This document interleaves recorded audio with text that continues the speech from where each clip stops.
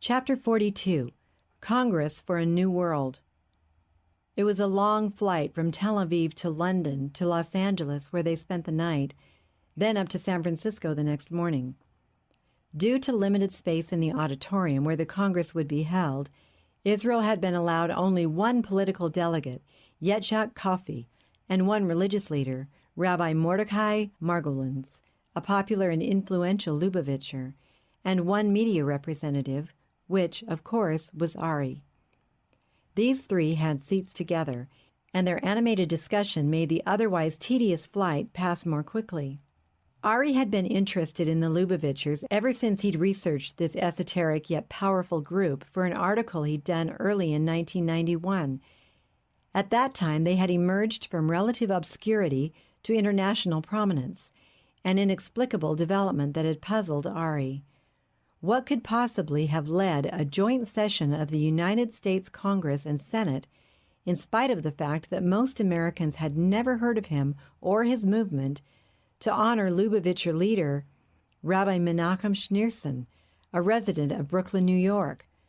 His birthday had been declared National Education Day. That seemed incredible. It was a mystery Ari hadn't solved. Writing the article had required considerable research, so this was not, by any means, Ari's first personal contact with representatives of Israel's most powerful religious group, though he had never met Rabbi Margolins. Ari found the rabbi's ideas fascinating, particularly with reference to the Messiah. "We're absolutely convinced that the Messiah is already here, waiting to reveal himself at the right time," the rabbi had declared with great enthusiasm at least half a dozen times during the flight. Yetsak Kaufy seemed skeptical, but refrained from expressing his doubts, obviously wary of offending this influential religious leader. "How will he be recognized?" Ari had asked when the idea had been first presented.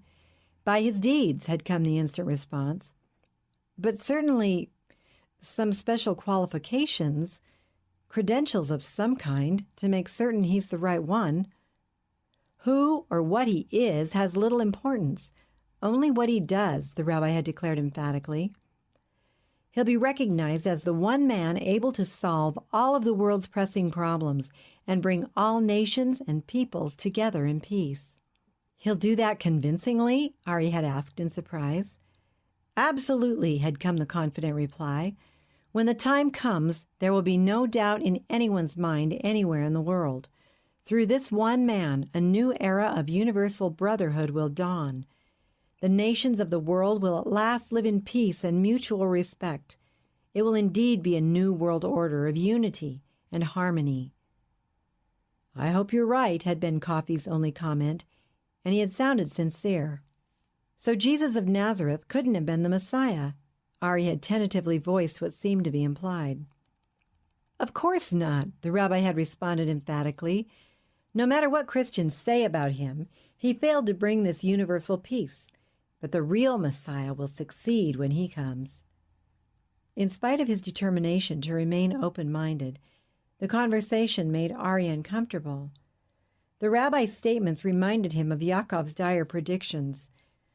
"The world will be so obsessed with the desire for peace that anyone who can seemingly pull it off will be hailed as a savior, be he the devil himself. In fact, he'll be the Antichrist. This counterfeit Messiah must be accepted by Israel and the world before the return of Yeshua, the real Messiah. He'll come to destroy Antichrist and his new world order." Miriam had repeatedly voiced basically the same warnings independently of Yaakov. When Ari had accused them of getting together and agreeing to present him with the same arguments, they had vehemently denied any collusion. "This is simply what the Bible says will happen," Miriam had told him. "It's there for anybody to see for themselves. That the Messiah would be rejected by his own people and crucified the first time he came, to pay the debt for our sins, that's not some recent invention of Christians. The Hebrew prophet said it plainly in the Old Testament, and that only at his second coming would he establish his worldwide kingdom of perfect peace." Ari found himself unable to deny that this book, which he had found so difficult to understand without the help of these two followers of Jesus, contained statements that seemed to offer convincingly apropos insight. In contrast to Rabbi Margolins' idea of how the Messiah would be recognized, both Yaakov and Miriam had quoted the prophet Zechariah, quote, "They will look on me whom they have pierced," end quote. Reading and rereading chapter 12 many times, he'd been deeply troubled, for it seemed to be saying that the Messiah would be recognized by marks proving he had been put to death and was now alive again. Nor could Ari erase from his memory the prophecies of Daniel that Yaakov had read to him, especially that one phrase that referred to the Antichrist, quote, "By peace shall he destroy many," end quote. It haunted him. Peace. That was what the World Congress was all about. And an unnamed man with great psychic power, apparently the same Antonio del Sasso the Mossad had warned him about, was going to demonstrate his incredible capabilities, which he would share with the world as the basis for lasting peace. So the advance information sent to all the delegates and media representatives had explained. Nor had it helped Ari's peace of mind to learn that the official name of the conference he was to attend was World Congress 666. It had been somewhat unnerving to find in the packet he had received the identifying badge he must show to gain entrance, and to see above his name the number 666 in large, bold print. Obviously, it was considered important. But why? What did it mean?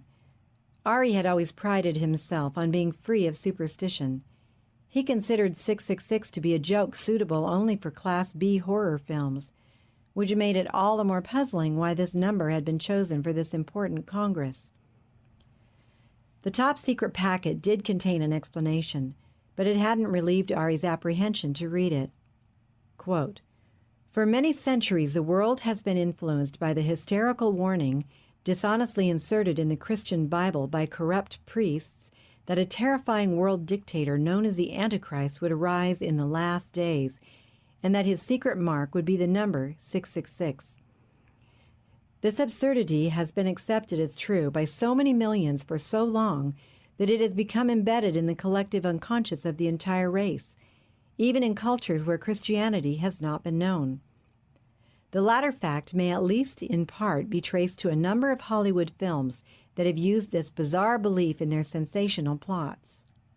In the opinion of the world's leading psychologists and psychiatrists, this insidious delusion about Antichrist and 666 is the major barrier to peace. It must be removed from the collective unconscious. The only way to do this is to destroy this idea by showing the world that it is, in fact, a myth. That is what you will be doing when, together with other world leaders, you wear your badge without fear at this Congress, where the foundation for lasting international peace will be solidly laid." End quote. Ari and his two companions were met when they deplaned by an officious and very vocal man in an impeccably tailored dark silk suit, who introduced himself as an Undersecretary of State. "Your baggage will be taken to the Hilton in Palo Alto, where you'll be spending the next 3 nights, he informed them. "You'll find your bags in your rooms tonight." He escorted them outside, where they were placed in one of a number of limousines lined up at the curb. Soon they were joined by the political delegates from Poland and 2 from Holland. At that point, the driver and his front seat companion, "They're both CIA," Ari surmised, were given orders to depart. "It's about a 2-hour drive," Silk Suit informed them. "You'll be taken directly to a secure location in the foothills to the west of Palo Alto, where the Congress will meet. Sit back and enjoy." When they arrived at their destination, Ari was surprised to find the solid steel gate in the tall, thick stone wall surrounding the grounds wide open. Armed guards carefully checked the identification of all those passing through the gate, but that was no more than one would expect at such a gathering. Ari's Mossad briefers had described this property housing the secret CIA lab as a fortress that could withstand an armed assault. On this special day, however, the impression deliberately given was one of complete openness to the world. Outwardly, at least, everything Ari could see seemed to support the pledge in the packet he had received that the psychic powers that had been developed over the past few years would, in the interest of peace, be shared with all mankind. Limousines continued to arrive in a steady stream, bringing top diplomats from around the world. Once the passengers were deposited in front of the main building, the chauffeurs went on around the circular drive and back out the gate. There they parked their vehicles along the narrow access road that wound its way from the main highway for several miles through the tall pines and redwoods to this secluded location. Many of the delegates were skeptical and had come only because their governments had sent them, and because it was an honor to be present at such a high-level gathering. Nevertheless, one could literally feel the charged atmosphere of excitement and anticipation building among the assembly of high-level dignitaries from around the world. Everyone was eagerly looking forward to meeting the great psychic and seeing him display what the advance information had promised would be godlike powers that would eventually be made equally available to every person in the world, thus ushering in a new age of virtually unlimited accomplishment and prosperity. This earth would once more be a paradise. The two Israeli delegates were as eager and optimistic as all the rest, having been given false information by the Mossad as a cover for Ari. He was the lone exception, a spy in the midst, forced to maintain a continual stream of thoughts favorable to the Congress in order to prevent his mind from being read and his true motives exposed. Now that the event Ari had so long anticipated was about to begin, every nerve in his body and brain was on a razor's edge of readiness. Into the dragon's den. Those had been David's parting words, and now that he was here, Ari sensed the reality of that ominous warning. Nor was it Del Sasso alone whom he had to keep from reading his mind. What about the 9? In spite of Yaakov's open contempt for their powers, did they not know his every thought? That evening at the hotel in Palo Alto, he was to make his first contact with a Mossad agent to pass on the information he had gleaned. It was a difficult and dangerous assignment. Surely Aylor already knew everything. The day was beautiful and clear, with the temperature in the high 70s and just enough breeze blowing to keep it comfortable. Colorful canopies had been erected to shelter the distinguished visitors from the warm California sun, and there were long tables with every kind of hors d'oeuvres and delicious desserts imaginable. United States Marines in dress uniform and sidearms circulated among the guests, serving them food and drinks. Ari noticed that the visitors included a number of generals and admirals from the United States, Canada, and European NATO nations. Tours were being offered of the labs and outlying structures, but not of the main building. Ari opted to wander about on his own, noting with interest how accurately the descriptions he'd been given by Mossad fitted what he was now seeing. He caught a glimpse of Roger and also of Bourbonnais in the distance, and decided deliberately to avoid any contact with either of them. As the time for the official commencement of the program approached, the delegates began to congregate on the expansive lawn in front of the main building, the level of excitement and volume of conversation heightening together. Promptly at 4 o'clock, a rather frail, middle-aged man of medium height walked briskly out of the front door. His high, broad forehead was topped with thinning wisps of gray hair, and he was wearing large, steel-rimmed glasses that gave him a professorly owlish look. The director of the research, according to the Mossad. Smiling and nodding to the assembled throng, he was followed closely by a tall, powerfully built man with thick dark hair and matching beard. He was wearing a full-length black monk's robe with hood thrown back. Del Sasso, an imposing figure indeed. Seeming to fix Ari immediately with his deep-set piercing eyes, as though he had been expecting him, Del Sasso suddenly smiled warmly and instantly projected a captivating charm. Next came Carla, stately and radiantly beautiful in a full-skirted, flowered silk dress that complemented the reddish sheen of her long auburn hair. On her heels came a thinnish man of medium height in his early 40s, with prematurely graying blonde, crew-cut hair and sharp features. He looked unusually pale and obviously nervous. As these four made their way to a small canopy under which they would stand to receive the delegates individually, a thunderous roar of applause greeted them. Ari became aware that a transformation had instantly taken place. The electrically charismatic presence of Del Sasso, who was smiling in all directions now, had suddenly charged the atmosphere with awe and an almost fearful expectancy. Glancing at the faces around him, Ari could see that the skepticism had been replaced by an almost childlike anticipation of the wonders to come. It was as though a spiritual power had swept over the crowd. Ari had to fight desperately to prevent himself from being caught up in the sudden wave of frenzied enthusiasm. A line formed quickly to the left of these four dignitaries. The delegates began to file slowly by, thrilled to meet each one, but especially to be able to converse personally, though briefly, with the head of the experimental laboratory where the breakthrough had taken place, and with the world's most renowned psychic. When Ari at last reached the dignitaries, Carla stepped out and gave him a quick hug. "How wonderful that you could be here!" she exclaimed. Turning to the pale blonde man on her left, she said, "I want you to meet Dr. Ari Thalberg. Ari, this is Dr. Viktor Korev. Dr. Korev was the top Soviet scientist involved in psychic research. He defected several years ago, but that's no longer a meaningful term." She put a hand affectionately on Victor's arm and said, "Victor, Dr. Thalberg was a professor of mine at the Sorbonne in Paris longer ago than either of us wants to admit. The best teacher I ever had. He now writes for the Jerusalem Post." "Keep moving," said a courteous but authoritarian voice behind Ari. "I'm glad to meet you," said Korev in a thick Russian accent.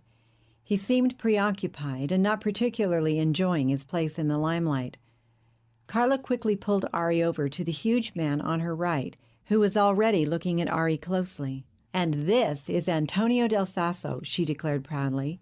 "He's one of the most remarkable men the world has ever seen, as you will soon discover for yourself." "She gets carried away with enthusiasm at times," responded Del Sasso modestly in a deep, melodious voice, enveloping Ari's hand in his huge one. It was a warm handshake that lasted for an eternity, while Del Sasso's eyes seemed to look into his soul. "We're so glad you're here. The Nine have told me a great deal about you. A chosen vessel for a most important mission." Again, that sudden warm smile, this time a bit patronizing, as though Ari were a child. "Your dream of a world of justice and peace will be realized. The time is now. Your past accomplishments have played an important role, and you will soon taste the victory. When each individual will be endued with godlike powers, bringing total freedom from all oppression, inward and outward." Ari avoided the man's eyes. They made him uncomfortable. He nodded and smiled, then attempted to edge past. Del Sasso grabbed his arm in a powerful grip and searched his face again. "Your attempt to put up a shield of irrelevant thoughts does not prevent me from reading your mind. You have deep conflicts, doubts, important questions, sincere concerns. All will be settled in the next few hours. And then, tomorrow perhaps, you and I must spend some time together, alone." "A great honor," whispered Carla. Ari was speechless. He could only nod. This man's presence was as mesmerizing as Elor's. "He's remarkable, isn't he?" Carla enthused, but Del Sasso was already looking beyond Ari to the next person in line, the delegate from France, who had earlier confided to Ari that he'd been deeply interested in the occult for years, and that the same interest was shared by many of the top leaders in the French government. "Dr. Ari Thalberg," said a raspy voice, and Ari realized that he had been moved along by Del Sasso's strong arm and was now being greeted by Dr. Frank Layton, whose badge proclaimed him to be the founder and director of the Psychic Research Center. "Carla has told me a great deal about you. We're so glad you could come. I'm sure you'll have a valuable report to carry back to Israel, something that the Jerusalem Post will be pleased to print." "Thank you. I'm honored to be here." Words, meaningless words. The man is insincere, Ari instinctively realized, and moved quickly on. Ari spent the next half hour wandering about in an agony of conflicting convictions. He felt naked. Del Sasso had seen right through him with ease. Yet he had not denounced him as a spy or traitor in their midst. There was something sincere and genuinely charming about the man, yet something sinister at the same time. A chosen vessel, the identical words that Elor had used. There was no doubt that this man was in touch with the Nine, and that his powers, undisplayed to this gathering as yet, came from them. Godlike powers that Elor had said all mankind would one day possess. Exactly what was being offered here. Why not? The Mossad had badly misjudged the situation.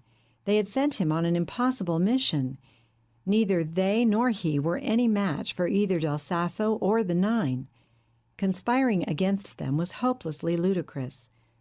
Was it possible that the Mossad, as Elor insisted, was also wrong in its appraisal of the Nine's intentions? Perhaps they were not against Israel after all. Elor had almost convinced him. Who could say that their promise to share these incredible powers with the world was not sincere? On the other hand, Yaakov and Miriam, and especially the parts of the Bible they had explained to him, were equally convincing. If the Nine were demons, as those two believers in Messiah Jesus insisted, then what? It was a dilemma from which there seemed no escape. Such thoughts, however, had to be put out of his mind if he was to accomplish his mission, which indeed he would in spite of the impossible odds. His loyalty lay neither with the Mossad nor the Nine, but must first of all be to himself. His goal was to discover the truth, whatever it might be, then tell it to the world. Ari's troubled musings were interrupted by the deep, booming voice of Del Sasso calling for attention. Turning around, he saw that everyone had gathered in front of a raised platform on which the towering monk was now standing behind a microphone. "Welcome to World Congress 666. The words brought Ari back to the present with a vengeance. He hurried over to blend into the crowd so that he wouldn't be so conspicuous, though there was no way to hide from Del Sasso. Was the man looking forever only and directly at him? "You are all aware that the very name and date and substance of this gathering was decreed by higher intelligences who have been watching our progress, or lack of it, for millennia.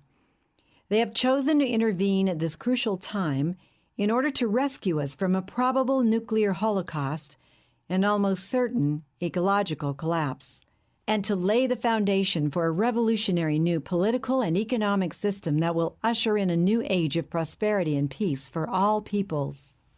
Those words brought to Ari's mind the prophecies that Yaakov and Miriam had presented him with, and which he had read for himself in the Bible.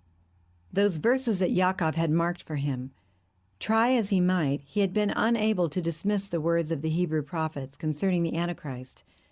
Nor could he now deny how aptly they seemed to fit this present moment. Distracted by these thoughts, Ari was brought back to the present when the arresting voice began to explain the significance of the number 666.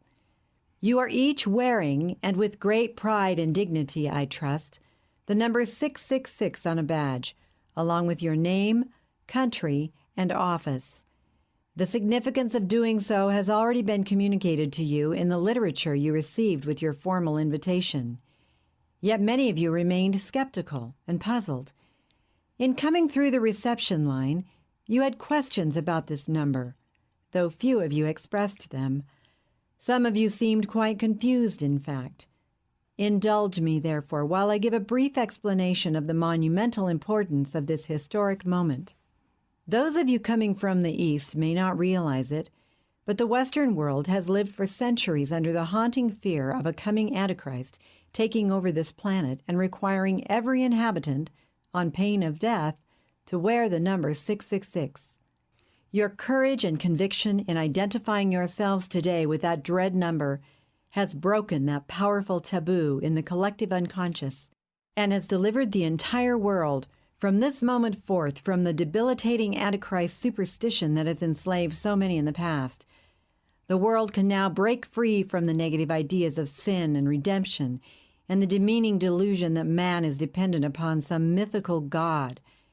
Your brave example will be followed by men and women of goodwill everywhere who will identify themselves with the new order by wearing a similar badge. So I congratulate you on the vital role you are playing today.